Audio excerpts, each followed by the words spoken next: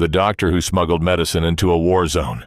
At 4 a.m., a woman named Amina crosses a border with 40 vials of insulin sewn into the lining of her coat.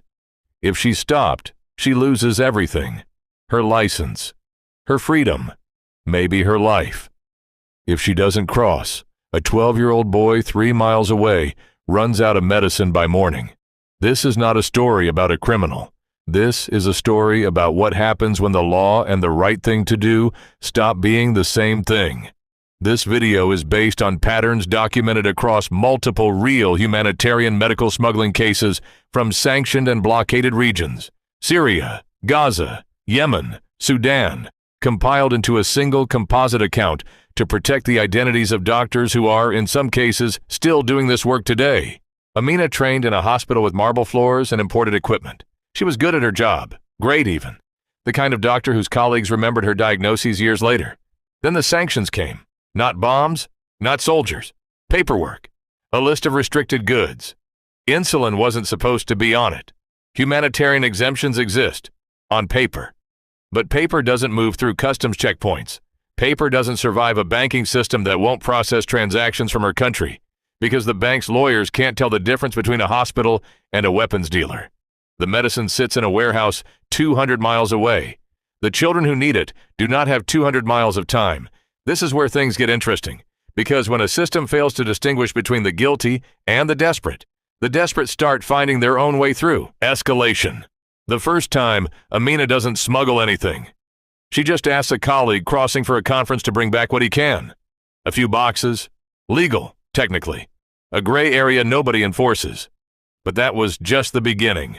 The requests grow. Word spreads through parents, through other doctors, through people who've heard there's someone who might help. Amina starts making the trips herself. She learns which checkpoints rotate guards on Thursdays. She learns that a coat lining holds 40 vials if you sew the pockets right. She learns to keep her face calm when a soldier half her age asks her to open her bag. She's not a smuggler. She tells herself this every time. She's a doctor whose job now includes logistics the law never accounted for. Then a shipment gets seized. 6 months of insulin, gone in an afternoon, confiscated as unauthorized medical goods, and left to expire in a government storage facility. Somewhere, a bureaucrat checks a box. Somewhere else, a mother waits by a hospital bed that has nothing left to offer her son. They didn't know what was coming, because Amina doesn't stop. She adapts. The breaking point. She starts working with a network. A pharmacist in one country. A truck driver who's done this before, for reasons of his own. A retired customs officer who still remembers which of his former colleagues can be trusted and which can't. None of them call it a network. They call it favors. But it moves faster than any hospital procurement system in the region, and it never shows up on an invoice. The technical realism matters here, because this isn't a dramatic prison break. It's spreadsheets. It's burner phones. It's insulin repacked into vitamin bottles because customs scanners flag anything labeled with a diabetic's name. It's a woman in a headscarf who looks like every other traveler, carrying in her body heat medicine that has to stay cold and doesn't. And she knows exactly how many hours she has before it degrades. One night, the truck doesn't arrive.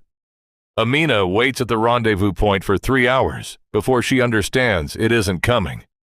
The driver is in custody. The insulin is gone. She has 11 vials left, 40 patients on her list. This is the moment where most storytellers would show her giving up. She doesn't. She starts rationing doses that were never meant to be rationed, calculating survivable minimums with the same coldness she once reserved for triage during mass casualty nights. The system made one fatal mistake. It assumed that if it closed every legal door, people would simply stop needing to walk through them.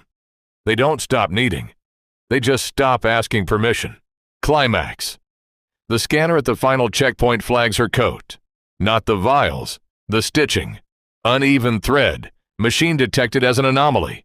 A guard who has done this 1,000 times asks her to remove it. What happens in the next 90 seconds isn't cinematic.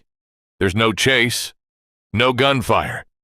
There's a tired woman explaining, calmly, that she is a doctor, that the coat is old, that she runs cold. There's a guard deciding whether tonight is the night he becomes the reason a child doesn't wake up, or the night he chooses not to look too closely at a seam. He waves her through. She will never know why. Fatigue, mercy, indifference. The border does not explain itself. Amina is still doing this work. So are people like her, in a dozen countries the news cycle has moved on from. Most of them will never be named, because naming them ends their usefulness, and sometimes their lives. The insulin she carried that night kept a boy alive long enough for a formal aid corridor to finally open, 8 months later. Officially, the credit belongs to a diplomatic agreement. Unofficially, it belongs to the 8 months where the agreement didn't exist yet, and someone crossed anyway. This is the quiet, uncomfortable truth underneath every story like hers. Laws are built for the world as it's supposed to work. When that world breaks down, someone still has to decide what happens to the people caught in the gap.